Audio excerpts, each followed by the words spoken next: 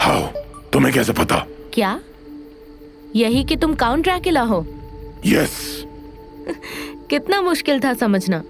Transylvania से आया एक हैंडसम आदमी जो लोगों का खून पीता है।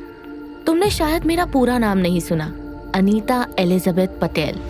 मेरी मदर इंग्लैंड से है और बचपन में उन्होंने मुझे बहुत सी यूरोपियन फोक टेल सुनाई थी, जिनमें से एक उस वैम्पायर की थी जो लोगों का, खासकर खूबसूरत लड़कियों का खून पीता था और जो ट्रांसिल्वेनिया का रहने वाला था।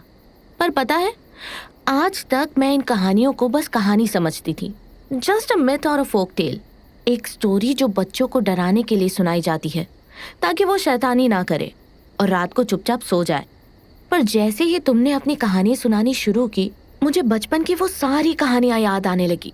वैसे मैं तुम पर भरोसा नहीं करती, पर मैंने तुम्हारा वो डरावना वाला लुक भी देखा है, जब तुम्हारी आंखें खून से लाल थी और तुम्हारे नुकीले दांत मेरी गर्दन में धंसने को तैयार थे।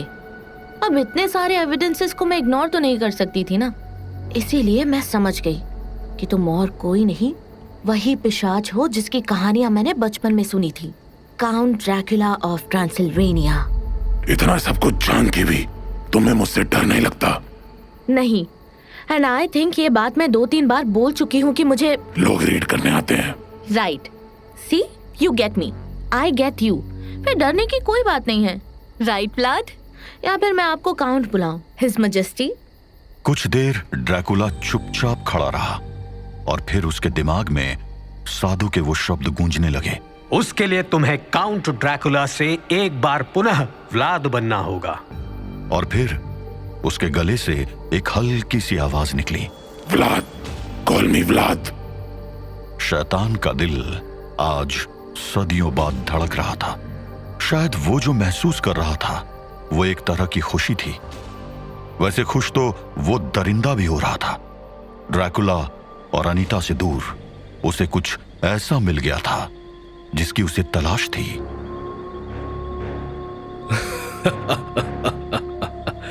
आखिरकार जिसकी मुझे तलाश थी। महान देवता वीप वॉविट की जय हो।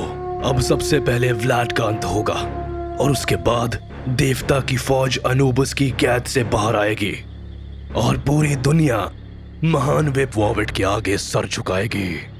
पूरा जंगल भेड़ियों की आवाज से गूंज उठा। ऐसा लग रहा था कि मानो कोई बड़ा तूफान आने वाला हो। और उन सब के साथ में रोने की आवाजें जंगल के कोने कोने में सुनाई दे रही थी। अनीता को ढूंढते ढूंढते रामदास इस जंगल में भटक रहा था और उसके पीछे सार्जेंट वॉल्टर्स। ओह जीसस, ये क्या है? ये सारे भेड़िए ऐसे क्यों रो रहे हैं? कुछ तो गड़बड़ है, बहुत बड़ी गड़बड़। अरे बाप रे, देवा रे, ये अनीता मैडम इस बार पक्का मरवाएंगी। एक तो समझ नहीं आ रहा है कि मैं इस जंगल में किस तरफ हूँ। पता नहीं मैडम किस दिशा में गई होंगी, पर उन्हें छोड़कर जा भी तो नहीं सकता हूँ ना। चलो, इन भेड़ियों की आवाज की उल्टी दिशा में बढ़ता हूँ। हर कोई उस शोर से डरा हुआ था क्योंकि अब वो रोने की चीखें जंगल की सीमा के पार किले तक भी जा चुकी थी। हे भगवान, ये भेड़िए ऐसे क्यों रो रहे हैं? अरे वो देखो, हमारे साथी आ गए। लेकिन सार्जेंट वॉल्टर्स कहाँ हैं? सिर्फ तुम चारों। सार्जेंट सर किधर हैं? वो नहीं आए। उन्होंने हम सबको वापस जाने का आदेश दिया। ये शोर सुन रहे हो? इस जंगल में तुम उनको ऐसे अकेले कैसे छोड़ आए? वो उन्होंने आदेश। अब छोड़ो वो सब, जो हुआ सो हुआ, पर हम उनको ऐसे जंगल में अकेले नहीं छोड़ेंगे। क्या मतलब? हम बहुत किस्मत वाले हैं जो कर्नल एंड्रयूज और सार्जेंट वॉल्टर जैसे अंग्रेज अधिकारी मिले। उन्होंने कभी भी हमारे साथ भेदभाव नहीं किया, सामान्य व्यवहार किया। चाहे जो हो जाए, हमें उनको सुरक्षित इस जंगल से निकालना होगा। तुम क्या करना चाहते हो? सबको तैयार करो, हम इसी वक्त जंगल में जाएंगे और सार्जेंट सर को लेकर आएंगे। रोने की चीखें जंगल में चारों तरफ गूंज रही थी। तेज चलती हवाओं और ये रोने की आवाजें दोनों आदिवासी बस्ती तक जा पहुंची। अरे रामा, ये क्या हो रहा है गो? साधु बाबा से पूछना पड़ेगा। ओम ओम ओम। बाबा, बाबा, क्या हुआ जंगर? ये कैसन आवाज आ रहा है गो बाबा? बच्चा लोग डरा है गो। चिंता मत करो जनगर, ये तो होना ही था। अपने कबीले वासियों को लेकर दक्षिण दिशा में पलायन कर जाओ। ये वन अब एक रणक्षेत्र बनने वाला है। ये रुदन एक महायुद्ध का शंखनाद है, एक ऐसा महायुद्ध जो कई सभ्यताओं के टकराव का साक्षी बनेगा। जाओ जनगर, ढोल बजवा दो, सभी आदिवासियों को सूचित कर दो, सुरक्षित स्थानों की ओर पलायन कर जाएं। उस रहस्यमयी साधु के आदेश पर जनगण ने ढोल पीटना प्रारंभ कर दिया। पूरा जंगल चित्कार कर रहा था। इन आवाजों से कोई ऐसा भी परेशान हो रहा था जिसकी शक्तियां भारत आते ही पहले जैसी ताकतवर नहीं रही थी। वो अपने काले लिबास और उससे भी बड़े काले साए जैसे डरावने पंखों को गुस्से में फड़फड़ाने लगा था। These voices. No, no, no, no, no, no, no. It can't be.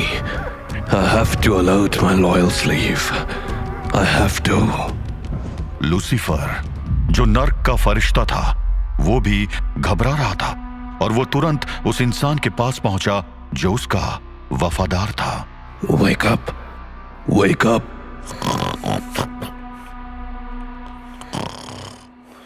Wake up, Root. Who is it? Who is it? It's me. My master, Prince of Darkness. आप यहाँ? What happened? डोंगरगढ़ अभी कितना दूर है? अभी तो ये 3 दिन लगेंगे मास्टर। वेदर सही रही तो 2 दिन मिनिमम मान के चलिए। नो, तुम्हें वहां जल्दी पहुंचना है, कैसे भी। ये कैसे पॉसिबल है माय प्रिंस? पॉसिबल है। अगर तुम सोकर टाइम बर्बाद नहीं करोगे तो बिल्कुल पॉसिबल है। ऐसा क्या हो गया है प्रिंस? आप बहुत एजिटेटेड लग रहे हो, क्या हुआ है? बताने का समय नहीं है। You have to reach Dongargarh. Leave now and don't stop till you reach there. Do not stop. Prince, master, oh no, अभी ये क्या था? Anyway, if Lucifer is telling me to do something, I have to do it. Everyone, get up! Uto! General sir, what happened sir? Is everything okay? Get everybody up! Utao sabko! We have to move! Move? अभी? Right now? Sir, हमने अभी तो 2 घंटे पहले camp किया है sir. सब लोग बहुत टायर्ड हैं। I will not repeat myself, Corporal. Get everybody up! We have to move right now! What happened, General? आप चिल्ला क्यों रहे हैं? Oh, Priest Francis. Good, जो तुम उठ गए. Now go and pack your stuff. अपना घोड़ा रेडी करो. हमें तुरंत निकलना है, तुरंत. What happened? क्या हुआ पादरी? ये जल्लाद इतना गर्म क्यों हो रहा था? मुझे नहीं पता, बट कुछ सीरियस लग रहा है जो जनरल को पता है। शायद सिर्फ जनरल को। चलो, हम लोग अभी निकल रहे हैं। अभी? अरे अभी तो खाना वाना खाकर सोने के लिए लेटा था। अभी कैसे? तुम्हारे पास ज्यादा क्वेश्चंस है तो टेंट के अंदर चले जाओ और जनरल रूट से खुद पूछ लो। पागल है क्या पादरी? मरना थोड़े है मुझको। चलो भाई, अब रात का सोना भी बंद। जाने किस मनहूस घड़ी में उस आदमी से मुलाकात हुई थी। ना उससे मिलता और ना ये सब झेलना पड़ता। और थोड़ी ही देर बाद जनरल रूट का काफिला लालटेन और मशालों की रोशनी में आगे बढ़ रहा था और उस जंगल में मौजूद हर किरदार ये समझ नहीं पा रहा था कि ये आखिर चल क्या रहा था। What in the name of holy Jesus is happening? ये सब बहुत ominous लग रहा है। Something is seriously wrong. अरे किधर जाऊं रे देवा? उधर भेड़िए रो रहे हैं, इधर बंदर चिल्ला रहे हैं और ये ढोल नगाड़ी। ये आदिवासी लोग रात को कौन सा त्योहार मना रहे हैं? ये सब क्या है? वापस लौट चलना चाहिए। जब तक सार्जेंट सर नहीं मिलते हैं तब तक वापस जाने का सवाल ही नहीं उठता है। बढ़ते रहो, आगे बढ़ते रहो। अगर साथ रहेंगे तो कुछ नहीं होगा। वो शोर अब 10 दिशाओं में गूंज रहा था। अनीता इस सारे शोर को सुनकर थोड़ा सहम सी गई थी। उसने हर तरफ देखते हुए ड्रैकुला के बाजू को पकड़कर पूछा, ये सब आखिर हो क्या रहा है? मैंने तुमसे कहा था कि यहाँ जो कुछ भी हो रहा है तुम इंसानों को समझ नहीं आएगा। एक मिनट, तुम्हें समझ आ रहा है तो तुम बता दो। क्या? मैं जानती थी, समझ तो तुम्हें भी नहीं आ रहा है। क्यों व्लाड? सुनो, भगवान के लिए मुझे डराने की कोशिश मत करो, मैं जल्दी नहीं डरती हूँ। लूपन को देख के तो डर गई। ड्रैकुला बोलते बोलते रुक गया। उसने आज 400 साल बाद किसी से ऐसे बात की थी। हाँ, मैं डर गई थी, बट उस विजुअल से तो कोई भी डर जाता। लेकिन एक बार मुझे उसकी वीकनेस का पता चल जाए तो उसको मारूंगी भी मैं। वैसे मुझे नहीं पता था कि मॉन्स्टर्स भी फ्लर्ट कर लेते हैं। कोशिश अच्छी थी वैसे। और अरे क्या हुआ मिस्टर इमॉर्टल, कहाँ चल दिए? तुम्हें यहाँ बैठकर इन भेड़ियों का विलाप सुनना है तो सुनो। मैं यहाँ जिस काम के लिए आया हूँ वो करने दो।